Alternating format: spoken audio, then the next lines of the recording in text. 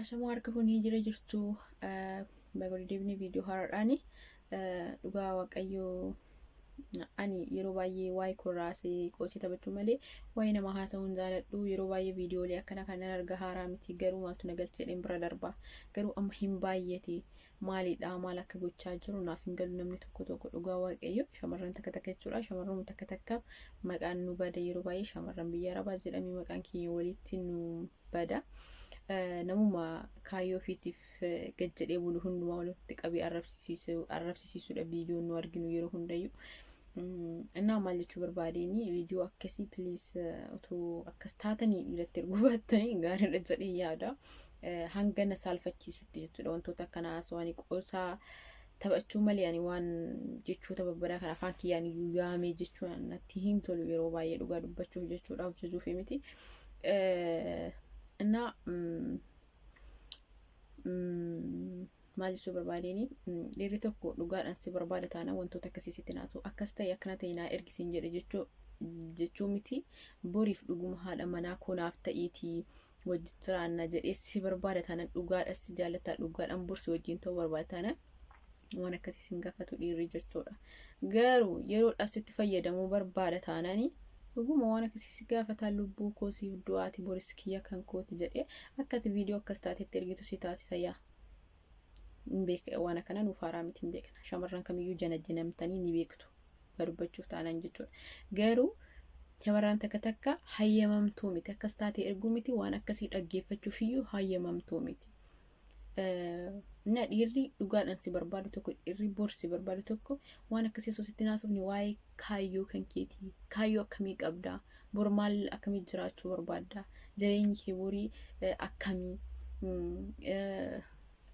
anaaf si akkamitti waliin itti fufuu dandeenya akkamitti walitti dabalamne waliin jiraachuu dandeenya bor jireenyi keenya akkamii waa'ee kanarraa nama haasofsiisa namni boris si barbaadu dhugaa dubbachuuf taanaan jechuudha.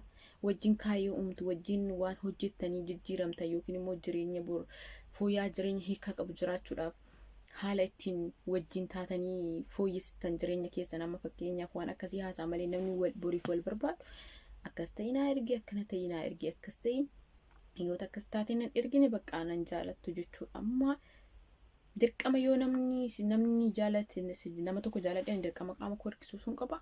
Erga na jaalatee erga waliif taanee bor arguuf jiraami maaltu si jajjarse dhugaa waaqayyoo nama ajaa'iba bara namni tokko dhiirri tokko jechuudha. Okay shamarreen immoo akkas taateetti ergite miti maaliidhaaf iccitii shamarra sanii baasa hamma fedhe otoo wajjin iyyuu ta'uu baatte shamarra san dhiistee loltanii soo addaan baasan iyyuu ati dhuguma nama erga taate dhuguma dhiira soo erga taate iccitii shamarree sanaa baasuu hin qabdu ture. Maaliif ati obboleettii hin qabdu eessaa akka dhufte of gaafadhume nurraa dhalatte bar dubartiirraa dhalatte bar. Dubartiidhaas kabajaa qabaatte jechuudha dhiirri iccitii shamarranii hin baasu ture. Iccitii shamarree takkaa fuudhee nama 100 meeqatti ergee asiifachuu fi maal akka gochaa jirtu of gaafadhu fuma keetii atumtiyyuu jechuudha dhugaa. Dhugaa rabbiyaan jechuun waan akkanaarra baay'ee haasa'uu hin jaaladhu. Haasa'e illee hin beeku dhugaa dubbachuuf. Ani yeroo tokko qofa wantoota akkanaa yoon argu Facebook irratti kolfuuf jecha waan adda addaa barreessa malee waan jecha malee akkana jedhee asirratti dubbachuun jaaladhu waan akkanaa. Sababni isaa dhugaa rabbisaa fuudhallee ni beektani akka aadaa keenyatti jechuudha.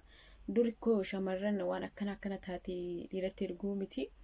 Dhiiraan iyyuu wal dubbisuun iyyuu safuudha miti maal taatanii safuu keenya maa dagattanii Oromoo waan biyya alaa jirruuf bicha aadaa keenya safuu waan hundayyuu dagattanii akka jechuun waan akkasii viidiyoolee akkasiisan bar nuyi miti nuti shamarran Oromoo safuu beeknu aadaa qabnu dhiisiti warroonni adiin iyyuu viidiyoo akkana kana viidiyoo akkasii waan akkasii godhanii irratti hin erganii dhugaa dubbachuuf taanaan jechuudha. Innaa rabbiin hunduma keenyaaf hubannoo haa kennu. Rabbii waan akkanaarraa nama haa baraaru nama jechuun dhugaa rabbi nama haa baraaru waan akkanaarraa dogongora akkanaarraa rabbi nama dogongorsiise qaama ofii kaameraa bantee kaameraa dura teessee akkas nama taasisa basmaa yaa rabbii. Iddoon gadda dhugaa iddoon gadda osoo qaamni kee bareedeellee dhiira qaama kee argisiistee natti hin tolu. Shamarran takka baqqachuun garuu viidiyoo fi ani akkasi kan hin jedhu viidiyoo fi waraabdi sana deebitee hin laalti viidiyoo sana deebitee irra laaltee itti ergite moo dhiiratti akkuma waraabdee fuuteettis ergitiin jedhaa baran Dhugaa baay'ee na ajaa'iba. Baay'ee fokkisa nyaata hamma nama jibbisiisu gootti jechuudha dhugaa. Wantoonni akkanaa viidiyoodhaan maaliidhaan hin bareedu. Nama tokko jaalattee jaalala kennuuf yoo barbaadde yookiin jaalalaan wajjin jiraachuu barbaadde wantoonni akkanaa qaamaan bareeda malee viidiyoo akkas ta'anii maal ta'u hin bareedu. Yaa yeroo baay'ee ijoolleen waa baay'ee jedhan akkatti si ergisiisu waa baay'ee jedhanii yeroo baay'ee namoonni shawwadaman baay'ee ni jiran, shamarran baay'ee ni shawwadamti.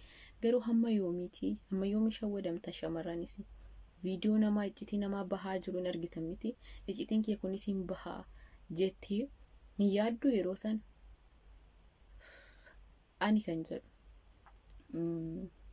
okay iccitiin kan kee kun iyyuu haa ba'uu baatu isuma qofa biratti iyyuu haafu maalidha qaama ofii agarsiisu maal akka ta'uuf of jaalachiisuuf moo of tuffachiisuuf naaf hin galu dhugaa rabbii. Dhiirri tokko qaama kee argee na wajjin itti fufaa bor abbaa manaa kiyya ta'a jettee yaadda. Dhugaas siin jedhaati dhiirri shamarree takka qaama ishee arginaanii daqiiqaa torbee tokko wajjin hin turu si dhiisee sababa badaa jechuudha. Sitti iyyuu haasa'uuf iyyuu tuffii inni sii qabu iyyuu adda bakka. Maaliif akkuma anatti taatee argitu kana dhiira biraatti illee ergitii tuni baalageedha tuni bultiif hin taatu tuni durriyeedha siin jedha. Malee viidiyoo san itti ergitee si jaalataa of jaalachiste bakka akka yaada keetitti jechuudha miti. Tuffatamteeraati gaafa qaama kee dhiirri tokko arge akka dhiirri sun guyyaa takka sinaa soksisne bari tuffatamteera beeki. Akka viidiyoon kee sun illee addunyaarra deemuu beeki jechuudha. Maalidhaa namoonni kuma meeqatu arga koo Facebook irra poostii taa viidiyoon akkas ana garuu kan na ajaa'ibu. Haa ta'u namoonni poostii godhanu okay akka namni ilaalee irraa baratu akka namni waan akkasii iccitii ofii dhiiratti viidiyoo akkas ta'e hin ergine yoo barbaadan pileesintiin godha karaa keessa sheer walii godha. Namoonni tokko poostii godha Facebook irratti dhugaa rabbi viidiyoo akkasii.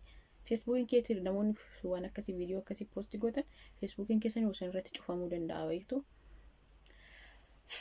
Na rabbiin hubannoo haa kennuufi shamarran akkasiirraa waan hundaaf iyyuu please of eegaa waan akkasiin ta'inaa faayidaa hin qabu.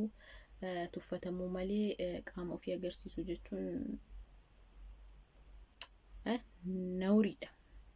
Okay na kana caalaa waan hin jedhu hin beeku. Yeroo hundaa namoonni baay'ee waan akkanarraan dubbatanii hin gorsanii gorsa namoota baay'eetu hin dhagaamne kiyya dhagaama jedhee yaadu waan ta'e. Kanaaf waaqayyoon garuu shamarran hundumti keessanuu please of eegaa. Namni waan akkasii taasise taanaan bilookii. Maaliif beekta yoo baay'ee si haasofsiisee namni sun si haasofsiisee jedhe si dogongorsiisee waan akkana gochuu dandeessa sababa ta'eef namni tokko waa'ee akkasii taasaa taanaan bilook goote jireenya kee keessaa baasuu namas akkasiisan jechuudha. Malee nama akkasiisan zimuma jalaa jechuu iyyuu hin barbaachisu nama waan akkasiis gaafatu jechuudha. Qaama akkana ta'e akkas ta'e qaama keenya argisiin jennaan bilook godhiiti. Haqa eessatti si arga namni akkasii jechuudha. Namni akkasii nama intiniif ta'u miti nama jireenyaaf ta'u miti nama baqa akkanumaan dubarmu hunda bira deddeemee akkas ta'e na erga jedhee jireenya shashama dubartii jijjeequdha malee nama bultiif yookiin dhugaaf namaaf ta'u miti namni dhiirri tokko waan akkasii gaafate taanaan jechuudha. Anaa waan hin beeku kanumaa bilis of eeggadha waan hundaaf iyyuu waan akkanarraa of eeggadha. Ciao. Aariin na dabbarii jira dhugaa waaqayyo. Erga viidiyoo sana argee na dabbari nagaa tura.